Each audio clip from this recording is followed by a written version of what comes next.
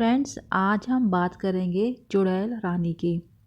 भारत में ऐसी कई वीरांगनाएं हुई हैं जिन्होंने अपनी वीरता से देश के दुश्मनों को हराया है। बचपन से ही हम लक्ष्मीबाई की वीरता की कहानी पढ़ते सुनते आए हैं, लेकिन इसके अलावा भी भारत में कई और वीरांगनाएं हुई हैं जिन्होंने अपनी वीरता से भारत की सेवा की है। आज हम आपको एक ऐसे भारत की रानी की वीर गाथा के बारे में बताएंगे जिसके बारे में शायद ही किसी ने सुना होगा। तो चलिए करते हैं फिर video start. Hello friends, welcome to JK tech 1992। Friends, आज हम आपको एक ऐसी रानी के बारे में बताएंगे जिसे चुड़ैल रानी कहा जाता है। आज की इस वीडियो में हम यही जानेंगे कि चुड़ैल रानी कौन थी और उसे चुड़ैल रानी क्यों कहा जाता था। फ्रेंड्स, भारत की एक ऐसी रानी थी जिन्हें खुद उनके परिवार ने ही त्याग दिया था, लेकिन उन्होंने अपनी बुद्धि और वीरता से अपने दुश्मनों को हराया था। इन्हें लोग लंगड़ी रानी के रूप में भी जानते थे।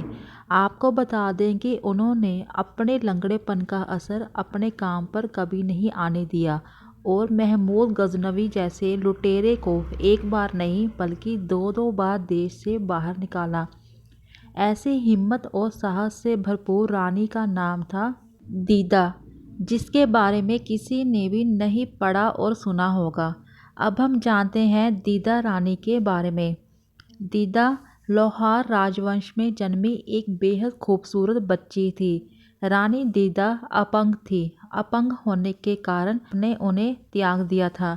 दीदा का पालन पोषण एक नौकरानी ने किया और उन्हें अपना दूध भी पिलाया।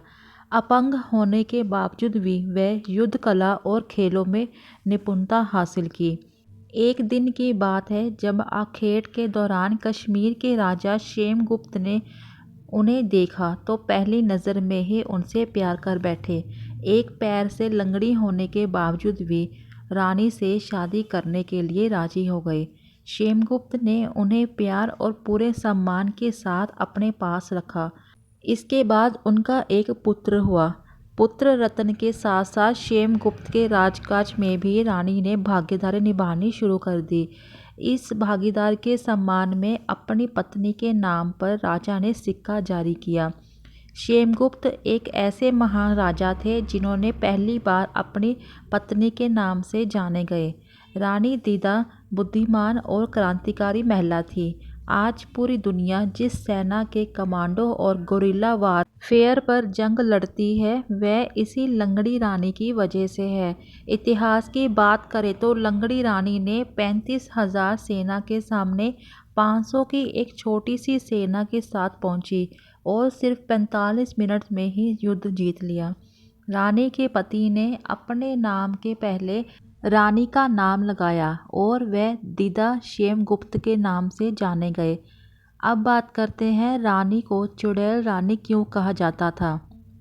कश्मीर की रानी दीदा को चुड़ैल रानी भी कहा जाता था क्योंकि उन्होंने अपनी वीरता से अपने दुश्मनों और राजाओं को हराया था। रानी से बड़े राजा महाराजा भी हार मान जाते थे। जब कोई महाराजा रानी से हार मान जाता था तब उन्हें अपनी हारी हुई इज्जत छुपाने के लिए रानी को चुड़ैल कहना शुरू कर देते थे।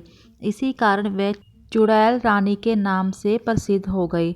जब उनकी पति क्षेमगुप्त की मृत्यु हुई तो उनकी सत्ता हासिल करने के लिए दुश्मनों ने रानी को सती प्रथा का हवाला भी दिया, लेकिन रानी ने अपनी बुद्धि से उनकी चाल पलट दी और क्षेमगुप्त की पहली पत्नी से सती प्रथा का काम करवाया। इसके बाद उन्होंने राजगद्दी हासिल की और 50 सालों तक रानी ने शासन किया। राजगद्दी पर बैठने के बाद रानी की बदौलत ही गोरिल्ला तकनीक और विश्व की पहली कमांडो सेना एकांकी सेना का निर्माण हुआ। जिस बेटे के लिए रानी जीवित रही उसी बेटे ने ही उन्हें राजमहल से निकाल दिया।